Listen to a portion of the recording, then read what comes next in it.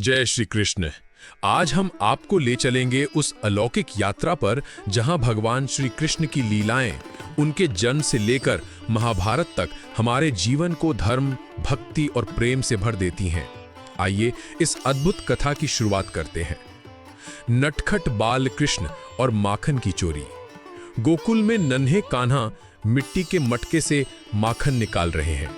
चेहरा माखन से लथपथ, आंखों में शरारत और मुस्कान में मासूमियत। गोपियां कहती हैं, यशोदा मैया तुम्हारा लाला फिर माखन चुरा रहा है। और यशोदा मैया हंसते हुए कान्हा को गले लगा लेती हैं।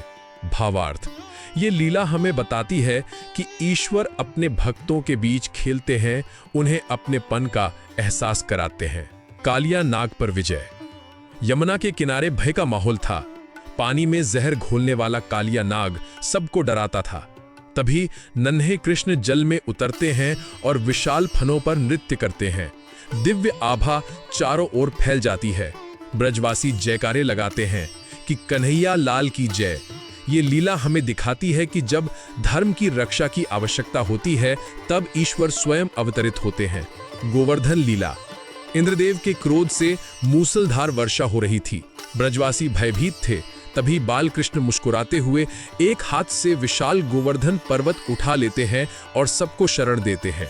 संदेश, ये लीला हमें सिखाती है कि भगवान अपने भक्तों का सदा रक्षण करते हैं। कंस वध। मथुरा का अखाड़ा, भीड़ में भय और क्रोध। अत्याचारी कंस सिंहासन पर बैठा है। तभी श्री कृष्ण उसे ललकारते हैं, उसके केश पकड़कर दिव्य शक्ति से उसका अंत कर देते हैं। चारों ओर धर्म की जयकार गूंजने लगती है। संदेश, अधर्म कितना भी शक्तिशाली क्यों ना हो, धर्म की विजय निश्चित है। सुदामा से मिलन। द्वारका का सुनहरा महल, राजसी वैभव। फटे पुराने वस्त्रों में सुदामा संकोच में खड़े हैं, हाथ में चूरने की पोटली लिए। तभी श्री कृष्ण दौड़ते हुए आते हैं, उन्हें गले लगाते हैं और आंखों में आंसू भर जाते हैं।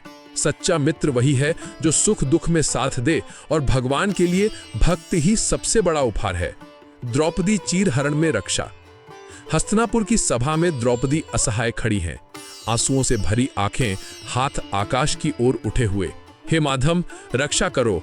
और तभी दिव्य आभा के साथ श्री कृष्ण प्रकट होते हैं। उनकी अनंत साड़ी सभा में बहने लगती है। कौरव स्तब्ध रह जाते हैं। सभा दिव्य प्रकाश से भर उठती है। संदेश, जब भी भक्त सच्चे मन से पुकारे, भगवान उसकी रक्षा करने अवश्य आते हैं। गीता का उपदेश और विश्वरूप दर्शन। कुरुक्षेत्र का युद्ध भूमि। अर्जुन के रथ पर सारथी बने श्री कृष्ण 4 सफेद घोड़ों की लगाम थामे हैं। अर्जुन द्वंद्व में है। तब श्री कृष्ण गीता का उपदेश देते हैं, कर्म कर, फल की चिंता मत कर।